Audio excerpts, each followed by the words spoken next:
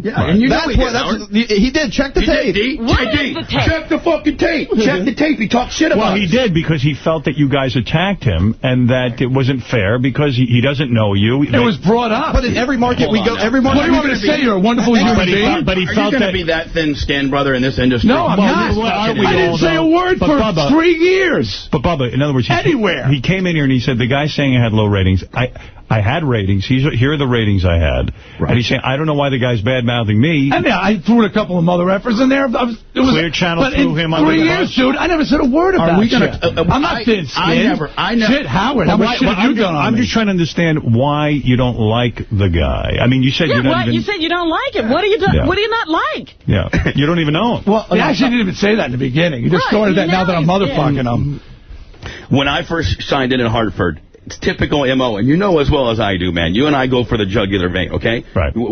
That's just the M.O., whether it's the Bella, whether it's Bob and Tom, whoever the fuck's on your radar, you know we go for the jugular. Right. It was topical at the time that we just replaced a guy that people know, obviously within Hartford, and obviously people know, across wherever he was heard, Dee Snider, Twisted Sister. We have, guys who write songs and that's what we do. Well, then admit that. They just say, I did. Hey, man, I was just doing what I did, nothing personal. I'm trying to. No, you didn't. You told me you don't like me, but you're saying it's something personal. And you're saying that you were doing, you're saying it's personal, but now you're saying it wasn't personal. Why not bury the hatchet? He came in here. Well, dude, what the fuck do you want me to say when you're saying shit about my ratings and I'm on the air with Howard? Say nothing? He asked me about it directly. I never went out anywhere and went after you guys. I'm going to be honest with you, D. It kind of irks me a little bit, and it's kind of disrespectful to the industry that you think that you're that good of a radio guy. If you guys want me to totally be honest, I have ratings. I've got a show that's 9 years on the air in 200 markets. I'm doing a show. Okay, the House of Hair is a specialty show. It's not pouring your heart into doing mornings. Hey, look, Morning Drive is a different animal. Hey, no shit, Sherlock. And you haven't done it well. So here's the bottom line. I think I did do it well. I did okay. How many markets were you #1 in ever? Dude, I was... How many markets were you #1 in ever? One, Richmond. But that wasn't the point. I was just starting out. I'm just doing one market. I'm not going to sit there. I'm not screaming. I was God's gift to radio. I'm screaming. Howard was the guy who encouraged me to go into radio. He encouraged me because I was looking for a new career. You got the job based on being a good guest on Howard's show. Howard can make anybody sound good. So what? But listen, what's the point? Why do you hate the guy? In other words, is there a potential here to bury the hatchet? Bubba says no. He says he doesn't like Dee. If I need to bury the hatchet, I'll bury the hatchet. You don't need to do anything. No. If you I'm just curious how this is getting so out of control. Look, this is how I can deal with this. I know the game, especially that's your game that they're doing.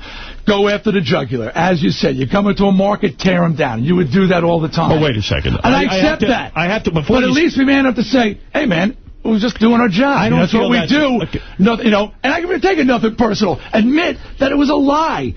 Clearly, they wanted me back on the station. I wasn't fired for low ratings. They wanted me back. And they didn't renew your contract, and that's contractual. You know what? I'll tell you what.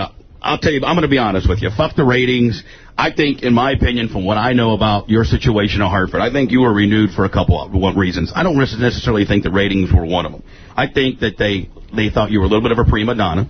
Because not renewed. Yes, not renewed. You said renewed. I'm sorry, not renewed. Totally. Not. See, I can admit. Okay, go ahead. I think from my dealing with the female general manager there and Todd Thomas and some other people, they thought that you were a little bit of a prima donna. Admit it, totally. That you were not. And this isn't, but D, you have to understand, this is so not going to get you a job in radio. You are not client friendly. And that I would know about that, but go ahead. And you started having to do your show from your house. And yes. that was that in morning radio, that's problematic. You cannot deliver the kind of show. And I know I'm talking to you as a radio guy. Howard should interject here. He's the king of morning radio. We don't even know this stuff. First of all, hold on. And I think that with your ratings that you had, which were, say they're better than mine, say they're not. With your ratings, they were not competitive in where they wanted to be in Howard's league, 16, 17, 18 shares. I think we'll both admit that. That I think that in conjunction with not being client-friendly, in conjunction with having to do your show from home, which isn't conducive to doing a good radio show. I don't know about that. Well, right, continue. I think that was what, I don't think me being better, and me obviously having a pulse of the Northeast, had because I didn't. I got my ass kicked as bad, maybe sometimes, in some cases, whatever you fragment the ratings into, worse. Got my ass kicked worse by this guy. At the end of the day, I think that's what your burial was. And you know what? That's not name calling. No, that's no bullshit. That's me being honest. Is what I've been told. And I could talk like that as long as you're forever, man. And there's some things you're saying that are very true. Okay? But one thing is not true. A, they wanted to renew my contract based on a successful show. B, I was doing my show from Long Island for 2 out of the 3 years. Okay? And that was actually, Howard once told me, one day I'm going to put a studio in my house. Remember when you were living in, and you said, I'm going to broadcast my house. I said, what a great idea. No, well, I couldn't do it because of the nature of what I do. But the fact of the matter is, there are successful broadcasters who you don't even know. I miss one of them. Well, Rush Limbaugh, who is successful, even though it breaks my heart. But not in Morning Drive. You don't even know where he... Not in Morning Drive. Well, in Morning Drive, Kevin and Bean in Los Angeles are successful.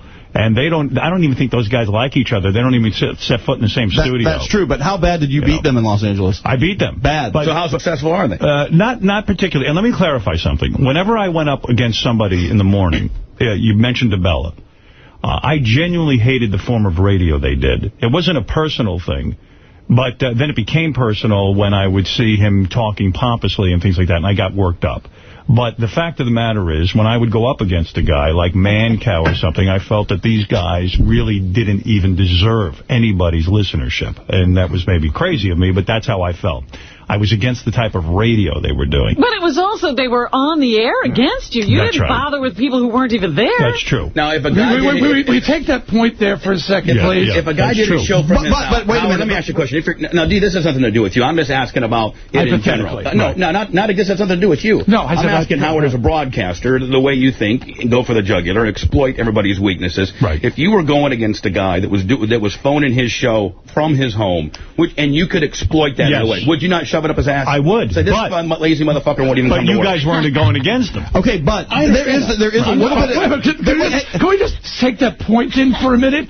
I wasn't on the air. But I wasn't your competition. I was gone. You guys want to settle this with a cock-off? I know that's how you guys do it down there. I think Dee would win that one. Yeah, Dee's got a huge penis, by the way. I will have to say that Dee Snider probably has a much bigger cock than me. His wife, I swear to God, once said to me, here we go again. She said, when Dee gives me sex, it hurts. It's too big. You know, my son's out in the ante-room here. You know, believe me, I'm sure he has the same affliction. I won't back down for much, but I'm not gonna get into that one. I prefer not to. But to answer Howard's question is, if it was a normal radio guy that we were replacing, we probably wouldn't have. But you've got the front man for Twisted Sister, who is a celebrity. People, we were broadcasting in 8 markets, and we were on an XM. People in those markets know who he is. Right. So songs about him would be entertaining. Well, I mean, yeah, if you were going against him, maybe, but I don't think you're going to feel that. You know what? I'm cool with that. I know what you're saying. I'm cool with that. Yeah. I never said a word until about it. Did I ever say... Okay, you got me on... Howard asked me about it. It came up, and I got a little heated about it. But I've never said a word about it, because I get it. I get what you guys are doing. Can you at least just admit... Hey, man, that's what we were doing? Yeah, that's what we were doing. Nothing personal. We were going for the jugular. I don't know. You won't admit that he doesn't like Dee. No, I don't know Dee, but I don't have a problem with Dee. If we can get by this little speed bump we have, I don't have a problem with Dee. Why would I have a problem with him? Other than the fact that I hope Dee... hearing here, the little thing that I have heard is Bubba resents guys who are rock and rollers thinking that they can just come in and not just rock. But wait a second. Who are we to say, like, before I got in radio, I was a guy who worked in a dishwasher. But you worked your way up from the bottom. Okay. And you poured your heart into this business. Excuse me, started in Hartford. No, I didn't start in Hartford. I started on WRCN on the East End of Long Island Sunday night from midnight to 2 a.m. doing a metal show. Then I got the house here, 35 cities, and I built that up. Then I got mornings, and I've been working since then. You know, so I've been. I'm not saying I haven't had the time you guys got. I respect what you guys do. See, but you got to do it. You get in the trenches. I get it. I don't have a problem with you at all. I don't have a problem with you. Okay, you at least fucking just say, hey man, we were shit talking you, and obviously it wasn't true. I showed Howard a document that says that they would want to hire me. Based on being Dee Snider. I wasn't shit-talking you because I didn't know what your ratings were, D. I was shit-talking you based on being the front man of Twisted Sister and that being topical on who I was replacing, and the person from Macon, Georgia, where I'm syndicated, or wherever the fuck, knows who Dee Snider is. So you know what? I get that. We all like to bury people. I get it. So this is not a personal problem? Is that fair to say? But I would love to say that